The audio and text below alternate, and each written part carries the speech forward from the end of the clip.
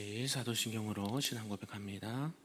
전능하사 천지를 만드신 하나님 아버지를 내가 믿사오며 그 외아들 우리 주 예수 그리스도를 믿사오니 이는 성령으로 잉태하사 동정녀 마리아에게 나시고 본디오 빌라도에게 고난을 받으사 십자가에 못 박혀 죽으시고 장사한 지 사흘 만에 죽은 자 가운데서 다시 살아나시며 하늘에 오르사 전능하신 하나님 우편에 앉아 계시다가 저리로서 산자와 죽은 자를 심판하러 오시리라. 성령을 믿사오며 거룩한 공회와 성도가 서로 교통하는 것과 죄를 사하여 주시는 것과 몸이 다시 사는 것과 영원히 사는 것을 믿사옵나이다. 아멘. 우리 다 같이 찬송할 때 찬송 484장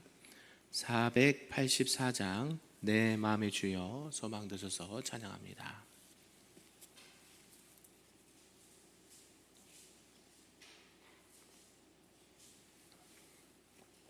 찬양합니다.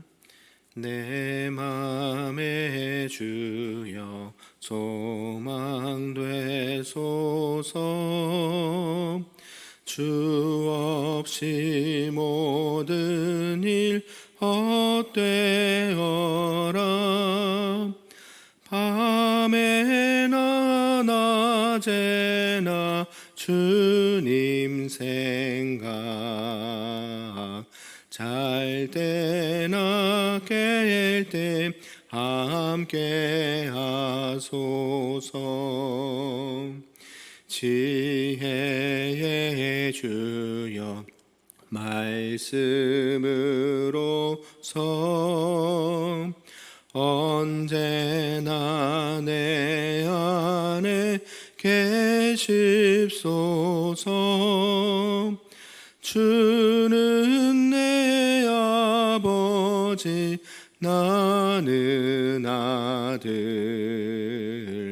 주 안에 내가 늘 함께하네.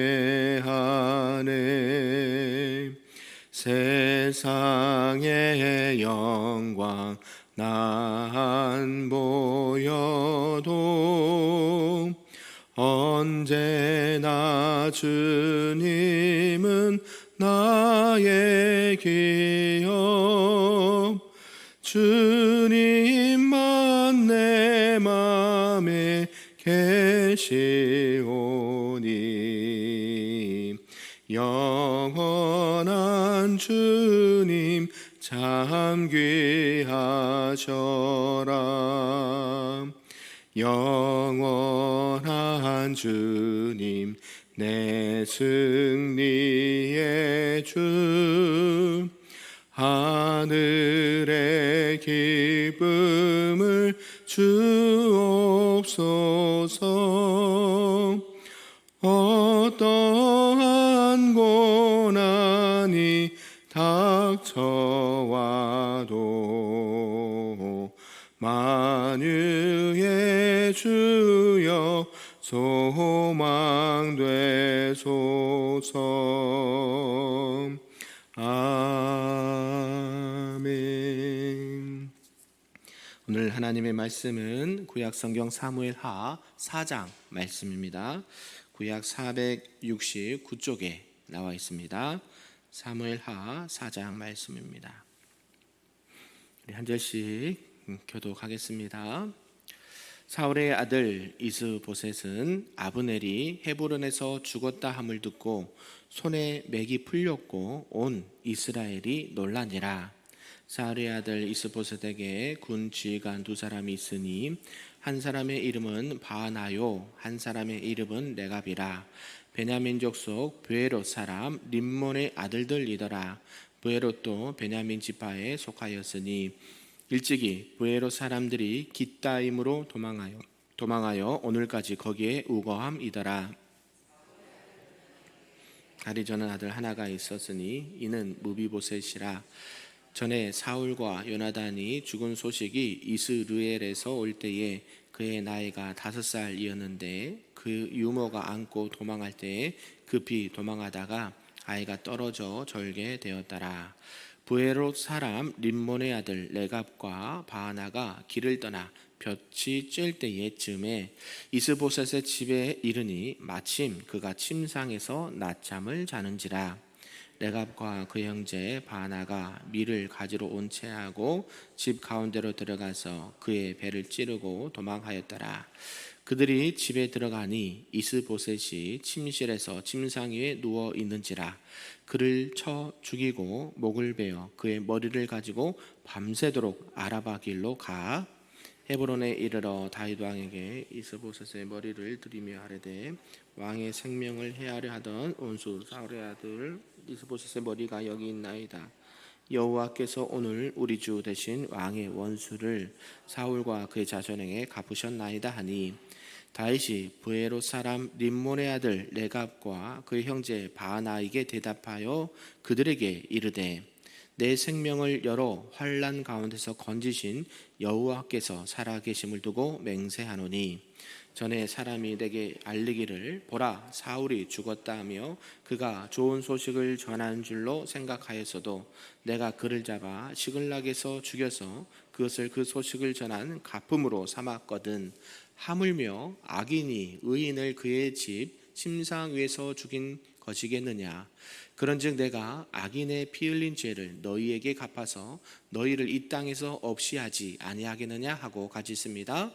청년들에게 명령하매 곧 그들을 죽이고 수족을 베어 헤브론 목가에 매달고 이스보셋의 머리를 가져다가 헤브론에서 아브넬의 무덤에 매장하였더라.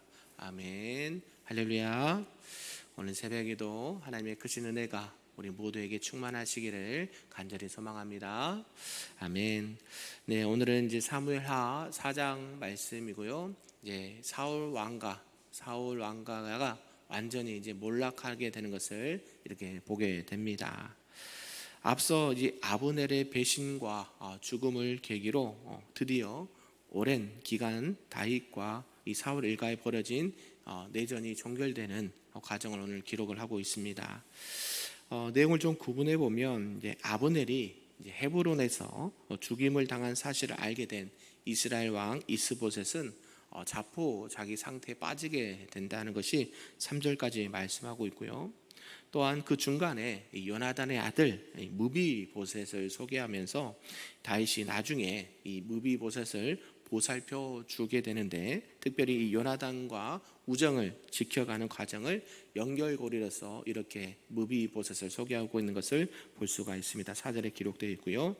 또 5절에서 8절까지는 사울 일가가 이 종말에 거의 임박하게 되자 그때 당시 이스라엘의 군대 장관이었던 이 레갑과 바하나는 이스보셋을 죽이고 다윗에게 투항을 하는 것을 보게 됩니다. 그리고 9절에서 12절까지 보면 그러나 이 다윗은 이스라엘 왕을 배신하고 자신들만의 생명을 건지려고 했던 두 사람을 죽이고 이 이스보셋의 머리를 헤브론에 있는 아브넬이 묻었던 무덤에 같이 장사하였다라고 말씀하면서 오늘 말씀을 마무리하고 있습니다. 오늘 말씀을 통해서 다윗은 그동안 10여 년 동안 사울을 피해서 사울 왕가를 피해서 이렇게 피신한 상태였고 이제는 유다의 왕으로서 다윗이 기름 부음을 받아서 세워졌지만 아직까지도 사울 쪽에 이 이스보셋이 남아 있어서 아직도 이런 대치 중에 있었지만 이제 이 이스보셋에서 죽게 되면서 이제 다윗이 온 이스라엘을 내일 보겠지만 이렇게 통일하는 것을 보게 됩니다. 그래서 이스라엘 왕으로 이렇게 새롭게 될 통일 이스라엘로 이렇게 새롭게 등극할 다윗이 이렇게 출현하게 되었다라는 것을 우리가 기억하면서 오늘 말씀을 좀 몇 가지로 살펴보도록 하겠습니다. 그 첫 번째는 이제 이스보셋을 배신하는 두 군장을 둘 수가 있습니다. 이스라엘 왕 이 이스보셋은 앞서 자신의 군대 장관이었던 이 아브넬이 요압에 의해서 이렇게 피살되었다는 소식을 듣게 됩니다. 그러면서 크게 낙담하는 것을 보게 되죠. 왜냐하면 여러분이 잘 알듯이 아브넬 때문에 이스보셋이 이스라엘의 왕이 되었거든요. 요나단도 죽고 사울도 죽고 세 아들들이 다 죽으면서 네 번째 왕 이스보셋이 네 번째 아들 이스보셋이 이스라엘 왕으로 추대가 되었다라는 거죠. 근데 그 중간에 누가 역할을 했습니까? 아브넬이 그 역할을 감당했기 때문이죠. 근데 실상 이렇게 이스라엘 왕으로 세워졌지만 실권은 누가 쥐고 있었습니까? 아브넬이 쥐고 있었거든요. 그런데 그 아브넬 때문에 나라가 이렇게 안녕을 찾게 되고 또 이스보셋도 왕으로 등극해서 왕으로서 통치를 할 수가 있었는데 나를 지켜주던 든든한 장군이 피살되었다라는 소식을 들으니까 간담이 크게 녹았다라는 것이죠. 이 아브넬의 죽음은 결국 이스보셋과 이스라엘 백성들의 사기를 땅에 떨어뜨리는 결과를 초래하게 되었다라는 것입니다. 아까도 말씀드렸듯이 이 이스보셋의 왕위가 아브넬로부터 이렇게 지탱할 수가 있었고 이스라엘 백성들이 이 다윗과 대치하면서 전쟁을 크게 치르지 않았던 것도 이 아브넬 이렇게 아브넬이 있었기 때문이었다라는 것을 우리가 알 수가 있습니다. 그런데 결국 아브넬은 어떻게 됐습니까? 처참하게 죽게 됐죠. 그리고 이렇게 사람을 의지하는 자들은 결국 흔들릴 수밖에 없다라는 것을 보게 됩니다. 우리가 의지해야 될 것, 우리가 의지해야 할 대상은 누굴까요? 사람이 아니라 하나님이시다라는 사실이죠. 사람을 의지하면 당장에는 힘이 되는 것 같고 당장에는 도움이 되는 것 같지만 그것은 영원하지 않는다라는 것이죠. 사람은 언제든지 마음이 변할 수 있기 때문에 그렇죠. 연약한 죄성을 가지고 있기 때문에 항상 하나님 앞에서나 사람들 앞에서 신실하다 우리가 표현하잖아요. 변함이 없이 늘 하나님 안에서 또 사람들 편에서 선다는 게 쉽지가 않습니다. 저와 여러분도 그러한 마음과 또 신앙의 자세를 가지고 신실하게 하나님과 사람들을 잘 섬기시고 또 하나님의 영광 가운데 거하시는 저와 여러분 되기를 소망합니다. 이렇게 이스보셋에게는 당시에 군대 장관 바하나와 레갑이 있었다라고 말하는 것이죠. 그래서 이 이스보셋이 죽게 되니까요, 이 부에롯 사람 림몬의 아들들 이 바하나와 레갑이 이제 어떻게 이 상황을 대처할 것인가 나름대로 고민을 많이 했던 것 같아요. 이 바하나와 레갑은 이스보셋의 정권이 동요하고 있음에도 불구하고 이스보셋을 보좌하고 있었다라는 것입니다. 이 아브넬이 죽고 나니까 이제는 힘이 있습니까 없습니까? 언제든지 다윗이 쳐들어오면 어쩔 수 없이 피할 수밖에 없는 그런 상황이 되었다라는 것이죠. 우리가 이번에 대통령 선거하면서 참 우스운 일도 많이 있었죠. 저쪽 국민의힘 쪽에서는 대표를 뽑기 위해서 후보를 뽑기 위해서 많은 그 짧은 시간에 막 여러 가지 일을 했는 걸 보게 되었거든요. 그것이 잘했다 잘못했다 얘기하는 게 아니라 어때요? 궁지에 몰리면 사람이 궁지에 몰리거나 또 이렇게 자신이 어떻게 될 것인가 예상을 하게 되면 나름대로 막 방법을 찾거든요. 지금 이 바하나와 레갑도 이렇게 자신들이 살 길을 강구하고자 어처구니 없는 일을 행하고 말았다라는 것입니다. 자신들의 이익을 위해서 이스보셋에 있었다라는 것을 알 수가 있죠. 그리고 이들은 철저하게 기회주의자였다라는 것도 생각해 볼 수가 있습니다. 더 이상 이스보셋이 우리에게 도움이 되지 않을 것 같다라고 생각을 했다라는 것이죠. 근데 이스보셋은 누굽니까? 자신들이 왕으로 추대하고 왕으로 섬겼던 인물 아니겠습니까? 그런데 이제 아브넬의 진짜 실권이 죽게 되자 이스보셋이 아무리 생각해도 우리를 지켜주지 못할 것 같아. 여기 밑에 있어서는 내가 출세할 수 없을 것 같아. 그러면서 어때요? 이스보셋이 낮잠을 자는 동안 그를 찔러 죽였다라고 말하고 그뿐만 아니라 목을 베어다가 밤새도록 누구에게 달려갑니까? 그것을 가지고 다윗에게 갑니다. 그래서 뭐라고 얘기해요? 다윗을 힘들게 하고 괴롭게 하고 또 이렇게 여러 있는 상황에서 이스보셋의 머리를 우리가 들고 왔습니다. 이렇게 이야기를 한다라는 것이죠. 이처럼 이런 것들의 모습이 성경에도 나오지만 악인들의 특징이다라는 것이 우리가 알 수 있습니다. 하나님께서 택한 백성들은 그렇게 하지가 않죠. 기회주의자 또 자신의 이익과 자신의 출세를 위해서라면 자신이 섬겼던 왕의 머리도 이렇게 갖다 바치는 어처구니 없는 일을 하게 되었다라는 것이죠. 앞서 우리가 아브넬도 그랬죠. 아브넬도 뭐를 저버렸다고 그랬습니까? 신의를 저버렸다고 그랬잖아요. 내가 섬기고 있는 이스보셋을 배신해서 그렇게 먼저 장로들을 회유하고 또 다윗에게 가서 이만저만 저만해서 이렇게 우리가 이렇게 여러분에게 이 다윗에게 항복을 하려고 합니다. 제발 우리를 이렇게 살려주세요. 이런 의미로 찾아가는데 아브넬이 어떻게 돼요? 다윗은 살려두었지만 누가 죽였어요? 아사엘을 죽였던 요압, 그죠? 요압의 아사엘의 형이었던 조카 누구였던 삼촌이었던 이 요압의 장군에 의해서 결국은 죽음을 이렇게 당하게 되었거든요. 마찬가지죠. 그도 마찬가지예요. 그러니까 그 사람 밑에 그와 비슷한 사람이 있는 것을 보게 돼요. 그죠? 지도자가 참 중요한 것 같습니다. 어떤 지도자가 또 그 지도자가 어떻게 지도하느냐에 따라서 밑에 사람들도 따라서 배운다라는 것이죠.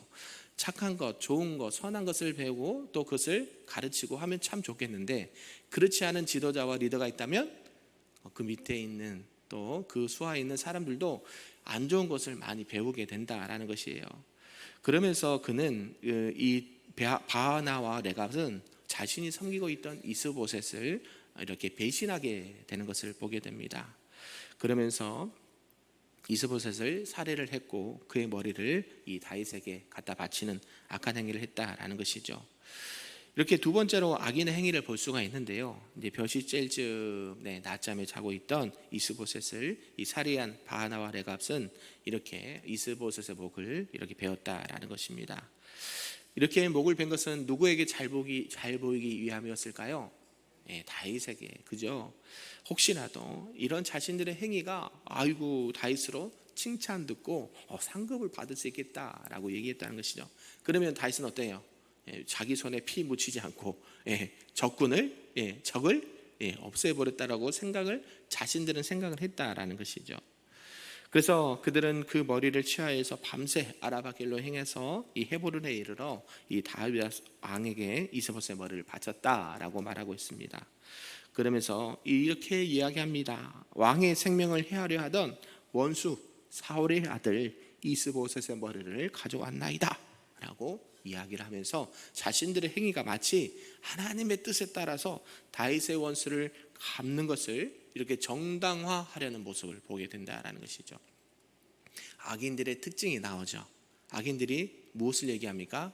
하나님의 뜻을 들먹입니다. 우리가 하나님의 뜻에 따라서 여러분 다윗의 대적이었던 이스보셋의 머리를 대신 가져왔습니다. 이 하나님의 뜻일까요? 아닐까요? 아닙니다. 여러분 착각하시면 안 되고요. 항상 분별할 수 있어야 됩니다. 이들은 뭐 때문에 그런 일을 행했습니까? 하나님의 뜻이 아니라 자신들의 출세와 욕심 때문이었죠. 그래서 당시에 이 대부분 사람들이 이 바하나와 레갑의 행위를 칭찬합니다. 왜요? 일반 전쟁 상황에서 내전 상황에서 적군의 이 목숨을 이렇게 빼앗아서 머리를 바쳤다는 것은 물론 인간적으로 보면 상급을 받을 만하죠. 그런데 다윗은 자신들의 출세와 이렇게 유익을 위해서 한때 자신들이 모셨던 섬겼던 왕을 죽인 이 레갑과 이 바하나의 명령과 아부를 용납하지 않은 장면이 나온다라는 것이죠.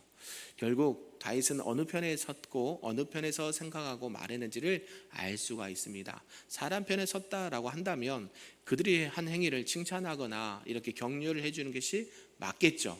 그러나 다윗은 늘 하나님의 편에 서서 하나님의 뜻에 따라 말하고 행동한 것을 보게 된다라는 것이죠.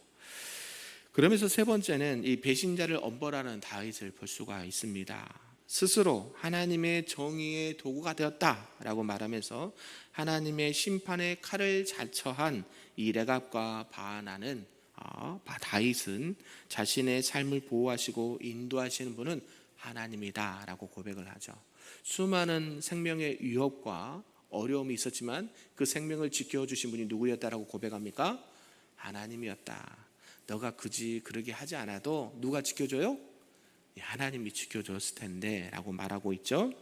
그러면서 다윗의 이 같은 고백은 레갑과 이 바하나의 행위를 무시하고 단죄하려는 의미를 내포하고 있다라는 것입니다. 그러면서 앞서 소개를 하죠. 사울의 죽음을 전한 한 종이 있었습니다. 그러면서 그 종을 처벌했던 예를 들면서 그들에게 임할 재앙을 이렇게 내비쳤다라는 것이죠. 당시 이 사울의 군사였고 블레셋과의 전투에 참가했다가 도망쳐서 이 사울의 죽음을 매우 기쁜 소식인 양 이 다윗에게 보고했던 그 종이 결국 어떻게 됐습니까? 그 종이 어떻게 말하냐면 내가 사울 왕의 자결을 도왔다. 내가 이렇게 블레셋에게 죽느니 차라리 나를 죽여달라 해서 내가 사울을 죽였습니다라고 무슨 보고를 했어요? 거짓 보고를 했죠. 그가 죽인 게 아니라 누가 죽었습니까? 사울 왕이 자기 칼을 빼서 자결을 했거든요. 그런데 이 종은 어떻게 해요? 다윗에게 거짓 보고를 하죠. 이런 상황에서 이렇게 요청을 해서 제가 사울의 이렇게 목숨을 끊고 다윗에게 달려왔습니다 라고 이야기를 했다는 것이죠. 그렇게 이야기한 이유도 있었죠. 똑같죠. 뭐를 위해서? 자신의 어떤 상급이나 칭찬을 바라는 마음으로 그렇게 거짓 보고를 했다라는 것이죠. 다시는 이렇게 이러한 종이 사울을 죽인 그 행위가 마치 커다란 공적이라도 되는 것처럼 드러내면서 다윗에게 보고를 했다라는 것입니다. 그런데 다윗은 어떻게 했습니까? 어떻게 네가 하나님의 기름 부음 받은 사울 왕을 이렇게 죽일 수 있느냐? 그 죄가 작지 않다. 그러면서 그 종을 사람을 시켜서 죽이게 하죠. 그것을 이야기하면서 오늘 바나와 레갑에게도 동일하게 그 말을 언급하는 것을 보게 됩니다. 그래서 너희들이 이스보셋의 머리를 이렇게 바친 것은 다를 바가 없다. 사울의 죽음을 기별한 종이나 너희나 다를 바가 없다. 똑같다. 그러면서요 무서운 처벌이 있을 것이라고 예고를 하는데 뭐냐면 그들의 불법적인 행위를 나는 용납하지 않겠다라고 말하는 것이죠. 결국 이 사울의 죽음을 기별한 이 종을 차단하고 이것을 처단하고 그것을 회고했던 것처럼 그들도 뜻밖의 사건을 맞이하게 됩니다. 그들과 달리 다윗은 이 바나바와 레갑을 죽인 이스보셋을 그들과는 달리 의인이라고 칭합니다. 이들은 악인이라고 칭해요. 그러니까 의인이 의로워서 지금 악인이 아니라 이거는 어떤 신앙적인 의인이 아니라 정치적인 또 법적인 것을 일부러 이야기하기 위해서 얘기한다라는 것이죠. 다윗의 이 같은 말은 자신의 원수까지도 최대한 이렇게 아량을 베풀면서 생각해 주는 것으로 말씀을 알 수가 있습니다. 이스보셋 적군의 왕이었습니다. 그럼에도 불구하고 그는 죄를 짓지 않았다라는 것이죠. 괜한 사람 잡아서 혼내지 않고 죽이지 않고 자신이 연약해서 그렇지 왕으로서 그래도 그 일들을 감당했다라는 것을 보면서 그는 의인이었지만 너희들은 악인이다. 아무런 죄 없는 왕을 낮에 몰래 들어가서 죽이고 목을 베운 것은 하나님 보시기에도 악한 일이다. 그러면서 그들의 목을 이렇게 치게 하시는 거죠. 사랑하는 성도 여러분, 오늘 말씀은 좀 짧은 말씀임에도 불구하고 우리에게 많은 말씀을 주시는 것 같습니다. 특별히 이제 사울 왕가의 완전한 종말을 우리가 들 수 있었고 또 사람을 신뢰하거나 혈육을 신뢰하거나 또 사람을 의지하는 것이 얼마나 어리석은 일인가라는 것을 볼 수가 있습니다. 결국 우리들의 인생은 안개와도 같습니다. 그래서 잠시 있다가 사라지는 것이죠. 결국 그래서 우리를 도와주시고 우리를 세상 가운데 우리를 지켜주시고 보호해 주신 분은 사람도 아니고 물질도 아니고 세상의 그 어떤 환경도 아니라 누구십니까? 오직 하나님이시다라는 사실을 꼭 기억하면서 오늘도 하나님만을 의지하시고 내 욕심을 채우기 위해서 남에게 피해를 주는 것이 아니라 하나님 안에 편에 서서 하나님의 신실한 백성답게 하나님의 영광을 위해 살아가시는 우리 모두가 되기를 주님의 이름으로 축복합니다. 아멘. 기도하겠습니다. 사랑과 은혜가 충만하신 하나님 아버지 감사합니다. 오늘 말씀을 통해서 사울 왕가의 종말을 보게 되었습니다. 결국 사람을 의지하고 혈육을 의지하고 환경을 의지했던 자들이 얼마나 그 마지막이 최후가 얼마나 비참한지를 보게 되었습니다. 우리 연약한 인생들 세상을 의지하지 아니하고 사람을 의지하지 않게 하시고 오직 우리의 유일하신 힘과 방패와 요새와 나의 전부이신 하나님만을 바라보고 의지하는 인생이 될 수 있도록 인도하여 주시옵소서. 나의 유익과 나의 어떤 인생의 그 어떤 환경을 따라가기 위해서 이렇게 모든 행동과 말을 하는 것이 아니라 하나님의 편에 서서 하나님을 생각하고 말씀을 기억하면서 하나님의 뜻에 따라 오늘도 우리에게 주어진 모든 귀한 일들을 잘 감당할 수 있는 하나님의 거룩한 백성들 될 수 있도록 인도하여 주시옵소서. 모든 말씀 예수님의 이름으로 기도하옵나이다. 아멘. 하늘에 계신 우리 아버지여, 이름이 거룩히 여김을 받으시오며 나라가 임하시오며 뜻이 하늘에서 이루어진 것 같이 땅에서도 이루어지리다.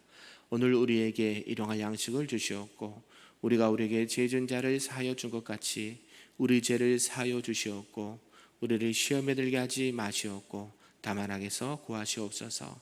나라와 권세와 영광이 아버지께 영원히 있사옵나이다. 아멘.